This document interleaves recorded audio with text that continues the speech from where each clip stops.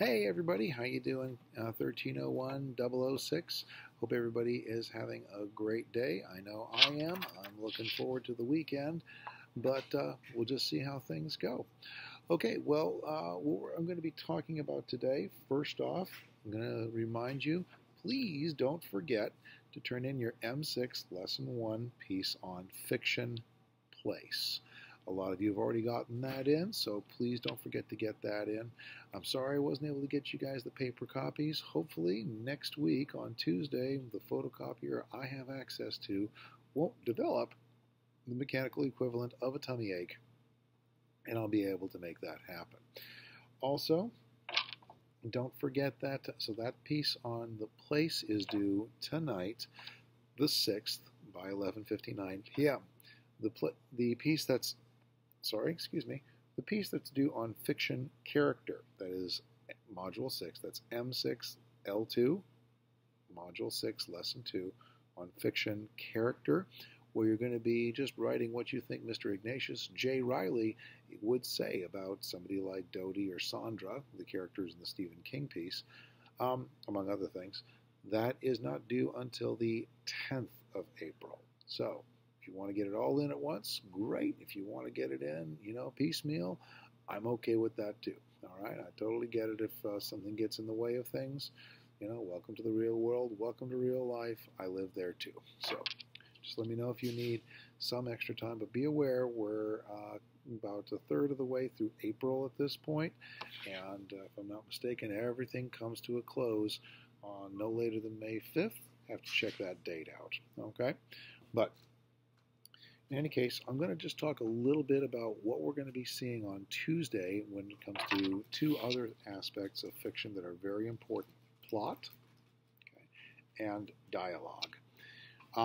Again, going back to Mr. Stephen King, and the reason I keep doing that, I know not everybody likes him and all that, and I know that many folks will say that, well, he has no literary merit. Okay, well, this isn't really the place, I think, to debate that. If somebody wants to hang out with me later on, we could talk about that and other stuff too. But right now, what we cannot deny is that Mr. Stephen King has sold more fiction than any other human being in history. Okay? So when he says this is what it's about, I'd say it's a pretty good idea to listen.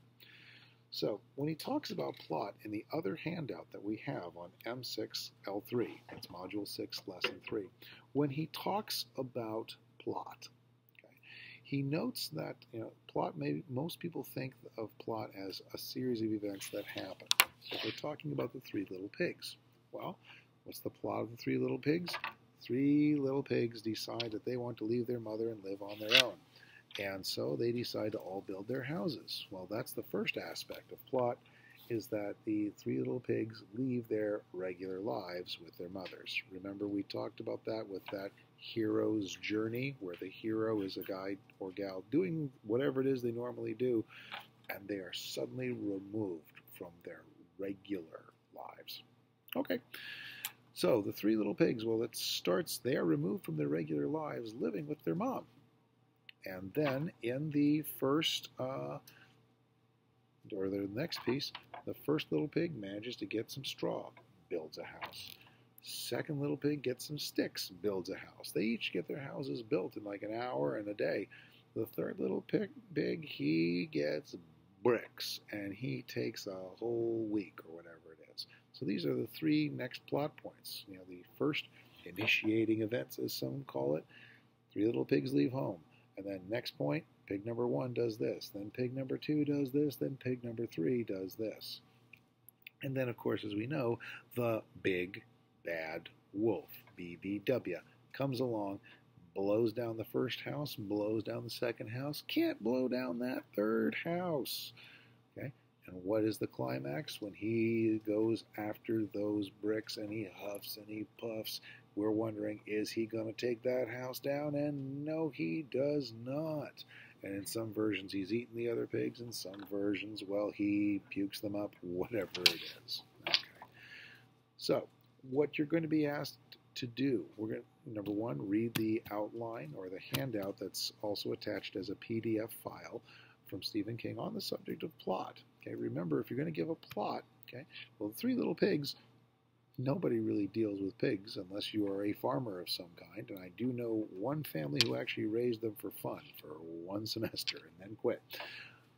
But he notes that, if you're going to write a fiction story, even though it's a phony story and it's not a real story, what does have to be real are the way the characters speak and act and react to events. So, if you want to write a story about a flying saucer, it may be kind of cool to think about little Jenny walking out and saying hi and talking to all the aliens and being given all their copious amounts of knowledge. But the reality is most of us wouldn't do that. Best reaction I think I'll ever see to an alien is from that old movie from the early 80s when I was 12 years old. I saw E.T. When little Elliot thinks E.T. is the little alien is coming to him, he waits out there for him, and he is so scared, all he can do is whisper, "Mom, Michael." He's so scared that his throat sticks. We laugh at that because we know that's how we would react. So, in your stories that you are going to write that will be doubling as your final exams, writing projects, when you have your characters do something in the plot, have them do and react to things the way a real person would, the way you would. Oftentimes the way you would react, the first thing that comes to your head is usually the best thing to put in there. Okay, that's what a lot of writers will tell you, is the best thing to put in there. So try and see, if a thought pops into your head, oh no, that's stupid, try putting it in there, come back to it later, see if it still works. It may be just what you need. Also, if we're going to be talking about dialogue, we're going to be talking about that as well. We all know that sometimes when people write dialogue, it doesn't sound anything like a real person speaks. Sometimes, though, if we try to make it too realistic, we are going to put in too many things, because most of us, when we make small talk especially, how you doing? Oh, okay, kids are this. Oh, yeah, my wife's that. It would be honest, but let's be honest, that would be boring to read. So what's the happy medium? Well, dialogue, the many writers will tell you, we're going to be looking at excerpts from a piece on this. Dialogue is often broken down into what are called beats. One line, two lines, and each pairing of lines gets something across. Now we're going to be looking at an example in class on Tuesday from the TV show Frasier. That's one reason why I asked in class if anybody still watched it. It's on reruns at night. Okay? So, Frasier and Niles, they are two brothers, for those who don't know. The show's about these two brothers. They are both psychiatrists, but Niles is the achiever.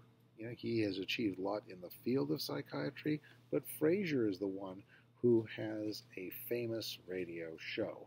And so they have to write a book about sibling rivalry in the show. They can't agree on anything. They lock themselves in a hotel room, and the morning of the deadline comes, and they haven't written anything. All they've done is argue all night.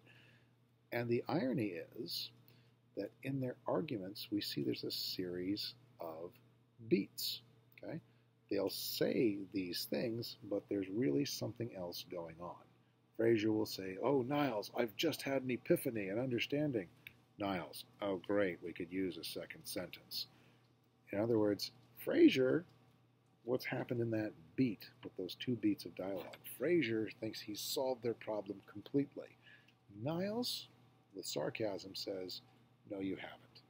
The problem is too big for us to solve, and definitely too big for you." Okay?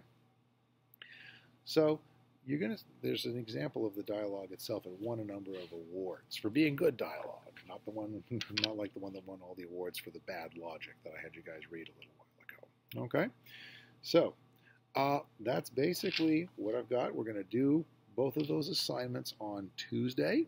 Okay, and we'll end up working with that later on. Now, the dialogue bit works best if you can work with a partner. Okay, but we'll end up talking more about that on Tuesday. Okay? All right. Well, that's all I've basically got today, folks. I hope everything's going well for you. I hope everybody has a great weekend. And I'll see you next Tuesday, the 12th, I think it is. Okay. All right, folks. Take care. Bye-bye.